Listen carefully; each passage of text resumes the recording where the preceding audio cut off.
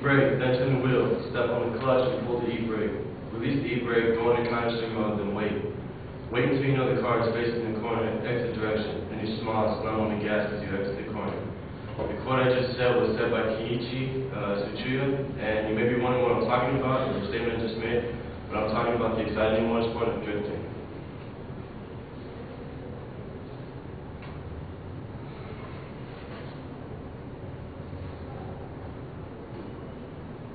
I apologize for not having sound.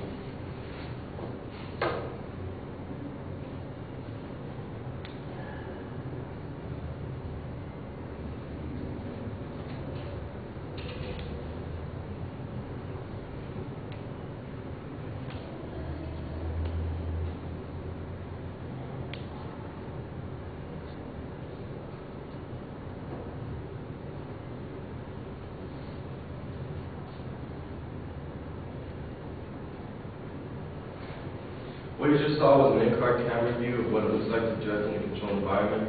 It's even more exciting on public roads, unfortunately not recommended since police aren't happy.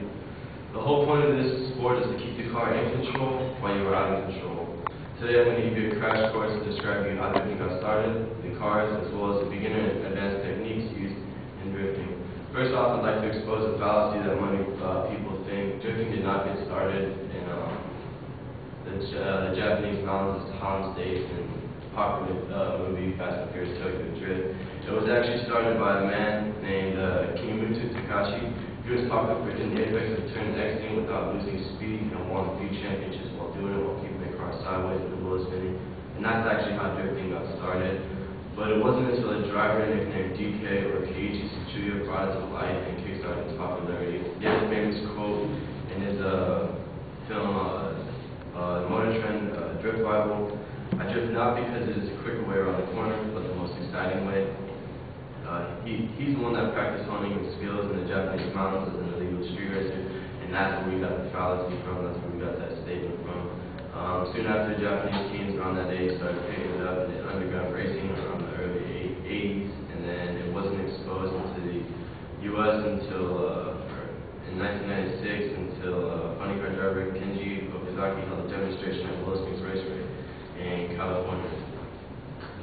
And soon after that, in the year 2000, the D1 Grand Prix was born in Japan as an official motorsport, and then leading to Formula D in the U.S. was born in 2004. Now I'm going to talk to you about the cars. Any car can drift, not every car can drift well. Rear-wheel drive cars are far superior to front-wheel drive cars due to the fact that the drift can be managed with throttle control and not lost easily, versus the locking back wheels and driving the back end of a front-wheel drive car. Speed cannot be maintained and accelerated out of a corner is very difficult, if even at all possible, with the front-wheel drive car. The cars that are used for drifting can be import, domestic, or Euro models. However, the two main popular cars that started and evolved the sport would be the Toyota AE86 Hachiroku in slang terms, which means 86 in Japanese, or the Nissan 240SX, which can be broken down into the S13, S14, and the United States logo, because we cannot have it here, is the S15 Sylvia. The Toyota AE86, which is this car right here, was made popular by DK Keiichi Tsuchiya, as well as by the popular anime Initial D. In my opinion, it's the ugliest yet most beautiful car I've ever seen. Because of its lightweight at barely 2,300 pounds stock, it slides very easily. Not to mention the rear-wheel drive health, as well as its 112 horsepower engine, which may not sound like much, but when you're trying to turn a 2,300 pound car sideways, it really works. The next popular car I want to talk to you about is the Nissan 240SX. It's popular simply because of how easy it is to modify, let alone its aggressive look. This right here is the picture of the S13, which is the first model that came out, and it was still light at 2,700 pounds, had an extremely well-did independent suspension with McPherson struts, and had a reputation for being underpowered, unfortunately. However, swaps for the Skyline RB26 and RB25 V6 engines, as well as the SR20 inline 4, quickly fixing the power problem, boosting its horsepower up from its stock 115 all the way up into 160 and even 220. That is the S13 right there. This right here is the more popular S14 in the United States, and this is the S15 built by Everest, which is the car that everybody wants. Old cars had the steering and suspension needed to put the car sideways and had enough power to keep them sideways, which was a plus, not to mention they were relatively cheap in Japan, and cliches click on and are taken here in the United States. Finally, I'm going to talk to you about a few techniques as described in the Drift Bible as well as my own experience. The first technique is mainly for beginners and should only be done by beginners in the beginning stages of drifting. The only time it's used is, like again for beginners and for correction purposes as far as you get along with your skills. What you do, how it is done is you enter a corner, you take your foot off the gas, and you put the clutch in and downshift real quick. Then you rip on the e-brake until it begins to slide, then you rev match the car, which is when you give the car enough gas while the clutch is in to match the speed of the wheels, and release the clutch. Then counter steer out of the corner, pulling the e-brake and counter steering are the most important in this stage. Counter steering is when you turn the wheel in the direction the car is going. A common mistake is done when people pull the e-brake while the wheels are spinning, and this could actually prevent the wheels from spinning and actually prevent understeer, which won't even let the car slide.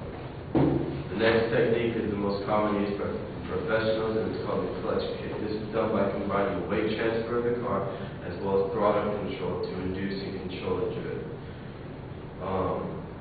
The driver will approach the corner as he normally would, and he will slightly turn the car outward of the corner and then inward, transferring the weight violently from one side of the car to the other. While doing this, the driver will maintain full throttle and keep the clutch in and out quickly, forcing the rear wheels to lose traction for a moment, further inducing a drift. Then throttle control to keep the car sideways and using the e-brake to correct any mistakes, such as exiting a drift too early.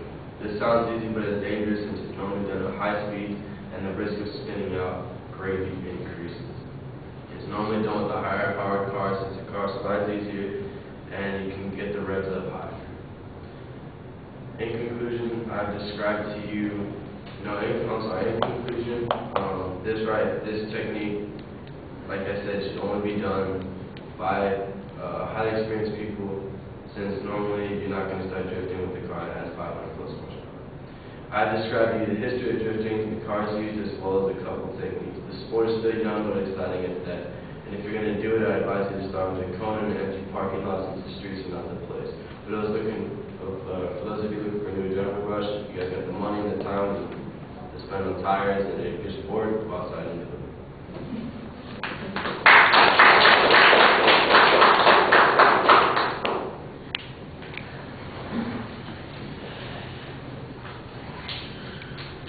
Shannon, is that you we were hearing from? Yes. Okay.